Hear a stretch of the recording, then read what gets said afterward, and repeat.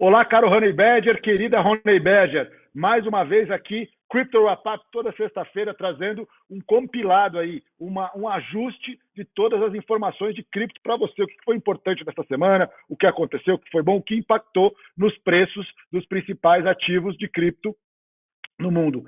Hoje, com a participação de Bruno Lazarato, infelizmente não teremos o nosso querido Ricardo Richter, teve um probleminha pessoal aí, mas semana que vem, com certeza. Ele vai estar em quarta-feira, na análise semanal on-chain, vai estar lá o vídeo dele participando. Aí eu queria convidar você, Bruno, por favor, já comece aí engatando o que você viu nos gráficos. Uma semana que foi muito flat, né? Quase nada andou nos últimos 7 dias, né?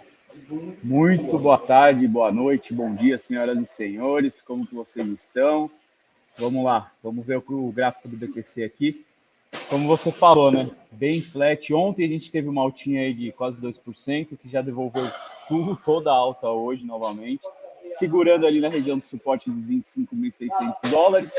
E não tem nada de mais, né, Rodrigo? É aquilo, eu continuo falando, precisa perder essa região dos 25.600 para correr lá nos 24.800. Tanto que durante essa semana, nenhum ativo da carteira semanal deu entrada.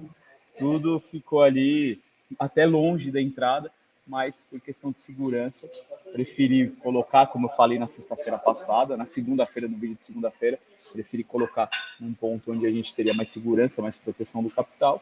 E, bom, agora é aguardar mais um pouquinho para que se vai romper para baixo ou se vai voltar na região ali dos 26.400 dólares, né? Na verdade, a gente tinha falado da venda, de uma possível venda, se fosse ali nos 27 mil dólares. Não foi, então não tem muito o que fazer. É aguardar, buscar ali trades mais curtinhos mesmo, em algumas altcoins. Tivemos altcoins aí que subiram 30%, 40%, 100%, mas também devolveram quase tudo no dia seguinte. Então é aquele pump and dump que os únicos beneficiados são aqueles que manipulam o movimento da moeda, né? Não tem muita liquidez, então a gente tem que tomar muito cuidado também, porque normalmente quem fica com a bucha na mão são os atrasados e desavisados que acham que vai pegar a moeda que vai subir mais 100% e não, vê ela caindo 70% da máxima alcançada ali, da máxima recente. Então, assim, continuo achando que é um momento de cautela, continuo achando que precisa fazer pelo menos o reteste ali na região do fundo. Vocês viram meu pai passando aqui ao fundo, né? Achei que ele ia dar um tchauzinho para vocês. Aí, ver se o BTC retesta o fundo ali do dia 17 de agosto. Se fizer isso e segurar, pô, eu creio que vai ser interessante. Se perder, arrumou os 22 mil dólares, né? E para quem não sabe, você que está assistindo o Crypto Wrap-Up agora, o pai do Bruno operou no pregão ao vivo muito tempo e participou do último pregão ao vivo da Bolsa de Valores de São Paulo. É uma lenda do mercado lá de chão, de quem operava compra, vende, os telefoninhos. Ele tem o colete até hoje, Bruno? Ele tem o colete, ele não tem não, ele não usava colete, né, que era da Bovespa, ele tem a última boleta passada lá no pregão Viva Voz. Eu até tô querendo pegar essa boleta aí para mostrar pra galera, mas ele não quer liberar para mim não, viu? Põe num quadro. Exatamente. Tô esperando. É verdade, quem usava coletinha era BMF, né? BMF e o auxiliar de pregão, né? O auxiliar de pregão na Bovespa também usava o coletinho. Pô, que legal, Precisamos trazer o seu pai para um Crypto Wrap-Up outro dia para ele contar as histórias aí dos famosos Zé com Zé que acontecia lá e que acontece em cripto também, né? Sim, tem bastante história. Podemos trazer. Vou até fazer o convite aqui depois, acabando essa gravação, eu já faço o convite para ele e a gente marca uma sexta-feira. Faz o convite. E aí, bom, semana flat, pouca alteração, pouca movimentação, uma acumulação danada. O volume também não foi alto, né, Bruno? Todo mundo parado, ninguém querendo fazer nada, né? Nada, olha aqui, ó, volume bem baixo. Aqui a gente está no gráfico diário e pode ver que não superou o volume do dia 1º de setembro, que foi baixo. A gente está bem abaixo das médias, volume nas mínimas, né?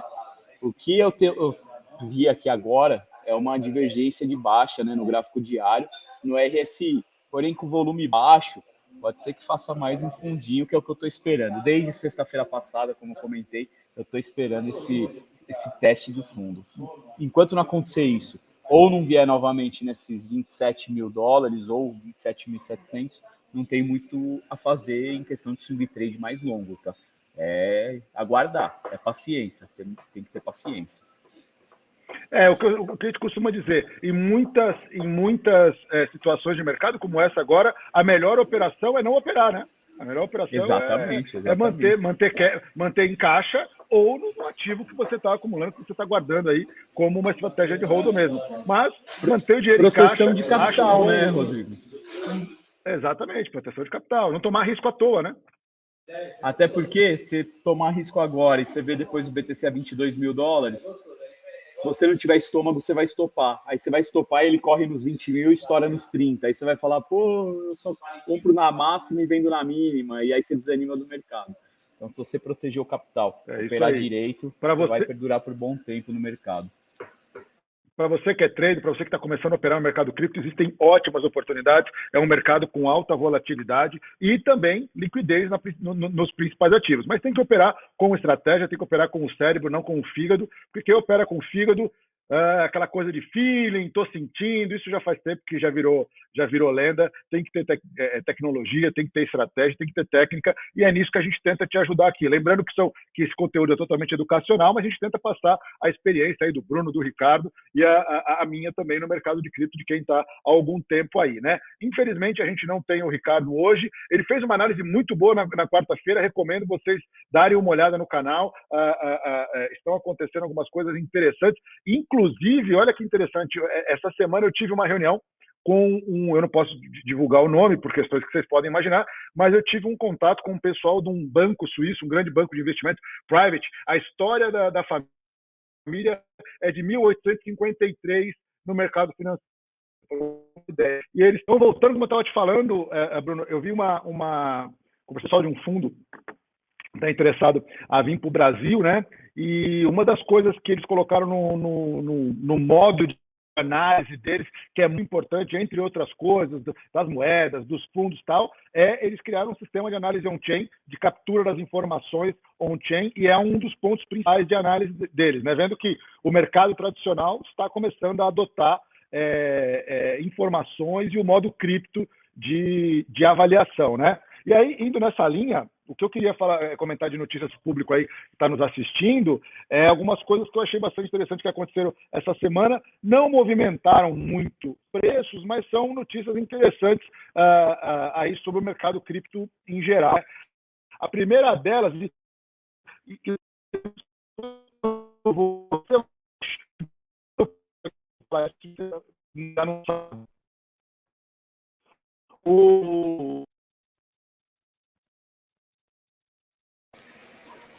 deu uma travada o Ryan forte. Salame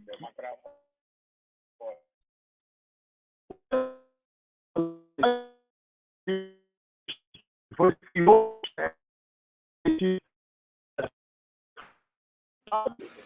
Ô, Rodrigo, trava, não dá para ouvir nada que você está falando. Cara, agora eu acho que é a minha internet que tá ruim. Agora acho que é a minha Agora internet que tá ruim. Agora voltou. Voltou? Voltou. Então vamos lá. Manda bala, sai uma metralhadora aí para aproveitar a internet. Exatamente. Então, como eu estava te falando, Bruno, o Ryan Salame se declarou culpado no principal processo que ele está sofrendo da justiça americana, na questão da FTX, né? Para quem não sabe, o Ryan Salame foi um dos principais executivos da FTX. E o mais impressionante, sabe quanto ele concordou em devolver para o governo americano como multa e como compensação para os que foram, como é que se diz, impactados, né? Que foram atingidos pela fraude na FTX, 1,5 bilhão de dólares. Imagina o cara devolver 1,5 bi, quer dizer que ele tinha, no mínimo, 1,5 bi que ele ganhou dessa operação para pagar de multa, né? Se ele vai devolver 1,5 bi, imagina quanto que ele não tem sobrando lá. Né? E outra, isso aí poderia voltar para pagar os credores, né? E se declarando culpado, e mesmo pagando 1 bi, ele tem chance de passar 10 anos na cadeia.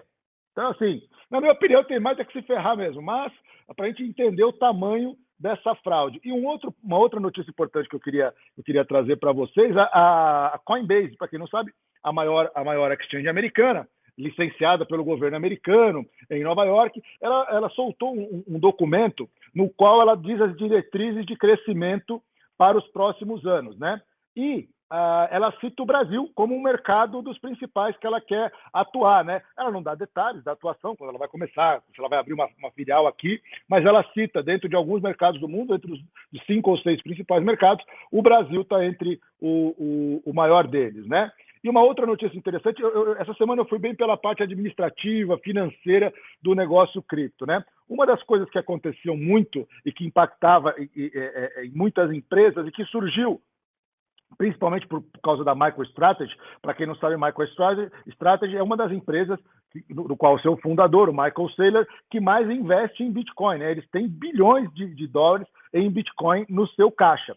E eles tinham um problema que era o seguinte, inicialmente, o organismo, né, que controla como é que você faz contabilidade no mercado americano para empresas abertas, ele declarava o seguinte, se você tem cripto o entendimento é que se você tem cripto no seu balanço, a cada 3 meses, quando você divulga um balanço, como uma empresa aberta na bolsa, você precisa declarar o valor de mercado daquele ativo. Então, acontecia que o balanço da MicroStrategy era muito impactado pela volatilidade do Bitcoin, né? Então, assim, muitas vezes a empresa estava indo bem, é uma empresa de software, vende muito software, tem vários produtos, mas o fato dela ter em caixa Bitcoin fazia com que o balanço dela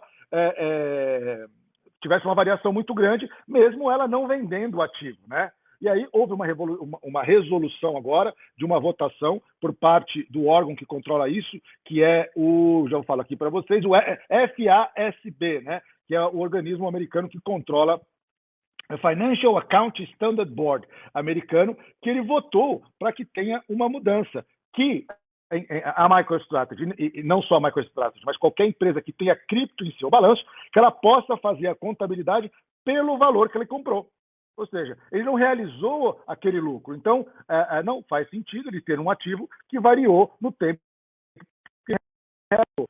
Então, é uma mudança importante, é uma mudança de menos volatilidade para as empresas que investem em cripto, e para mim é uma grande evolução. Se você tem um ativo, por exemplo, se o cara tem um prédio lá, o cara tem um imóvel dentro do balanço dele, ele não fica de 3 em 3 meses mudando a valorização do imóvel conforme o imóvel valia. Ele coloca o preço de compra e quando ele vende, ele coloca o preço de venda e se houve alguma apuração de resultado, ele paga ou difere imposto em relação a isso. Então, o FASB dos Estados Unidos resolveu colocar como é um bem que você tem o mesmo tratamento contábil para esse tipo de ativo. Era isso que eu queria trazer para vocês hoje. Não sei se você tem mais algum comentário. Por aqui é isso aí, que é paciência, por enquanto no BTC, em Ethereum e nas outras altcoins. Na verdade, nas altcoins a gente tem que ter cuidado mesmo para operar, né?